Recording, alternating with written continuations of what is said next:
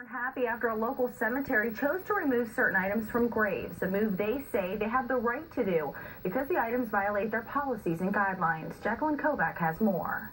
And nothing. There was nothing on any of the graves. Everything was taken off. Helen Cisco says she decorated around her in-laws' grave for more than 20 years, leaving artificial flowers and personal items at the base of the headstone. But she says this year her items were removed twice before she was told the Richland Cemetery was enforcing a policy that they say they've always had. It's the idea that if they let everybody know about it and if they're restricting the rule, how did all this stuff get thrown out? How can you do that to somebody's cemetery and not tell them? Cisco says the removed items, ranging from artificial flowers to statues and fencing, were thrown in a large pile under a tarp in the back of the cemetery and took these photos. She said many items were twisted and broken.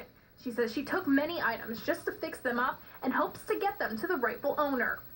Things busted, broke, not taken care of, and it wasn't only flowers, it was the statues, it was things that people made, homemade items, and from little grandsons and granddaughters, and I just couldn't believe it. I could not believe that they could be that rude not to notify the families.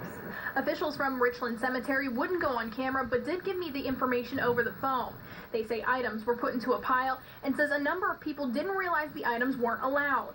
Cemetery officials say these signs have been posted since April, alerting anyone entering the cemetery of the policy. The cemetery says the policy is also in their regulations, and those purchasing plots are made aware of what's allowed and what's not and must sign a form saying they read and understand the regulations. Richland Cemetery says the policy is now being enforced due to safety of the groundskeepers and to keep the cemetery looking beautiful. Jacqueline Kovac, Fox 8.